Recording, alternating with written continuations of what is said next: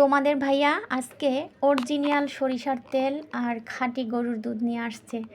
আর এখন তো ভেন্ডির সিজন না, খুব ছোট ছোট ভেন্ডিগুলো খুবই কচি, তো দামও একটু বেশি নেয়। আর অনেকগুলো দুধ আনছে, তো এক জায়গায় যায় ঘুরতে, সেটা জানি ওই 300 ফিটের দিকে, তো ওখান থেকে আর কি এগুলো নিয়ে আসে উনি গেলেই। দেশি যাই পায়, ডিম দুধ তারপরে তেল যাই পায় নিয়ে আসে। তো দেখো গ্যাস তেমন নাইগা, কিন্তু আমি রান্না করতেছি, আলুর চোখগুলো ভাজতেছি, কেমন হইতেছে, উঠতেছে না, এখনও হয় নাই। আর এখানে আমি বুটগুলোও বাগার দিয়ে নিয়েছি। তো দুইটা রান্না দুই চুলাই হইতেছে, নিরামিষ। আর অল্প একটু ডাল রান্না করেছি, তোমাদের ভাইয়া ডাল ছাড়া একদমই খেতে পারে না, তো ডাউলও কটুর রান্না করেছি। তো অল্প অল্প করে দেখা যায় সব রান্নাই রেডি করে নিচ্ছি। তো প্রায় ভাজা শেষ, বড়াটা এখন আটাকাই করে নিয়েছি।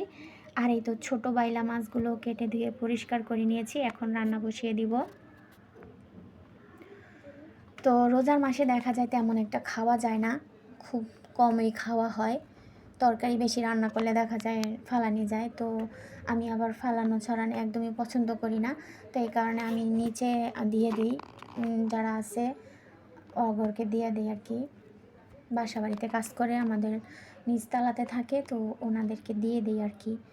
তো এখানে আমি বুটগুলা সিদ্ধ করে নিয়েছি, এগুলো আমি ছোট ছোট প্যাকেট করে রেখে দিব, কারণ গ্যাস থাকে না, ডেলি ডেলি সিদ্ধ করতে গেলে অনেক গ্যাসের সমস্যা, সময়েরও দরকার। তো আমার রুটিগুলোও বেলা হয়ে গেছে, এখন আমি এক চুলায় পানি আর এক চুলায় রুটিগুলা চেকে নিব। তার পরের দিন আবার দেখো আমি কি করছি, লাল শাক ভাজা, ভেন্ডি ভাজা আর ডাল রান্না করেছি।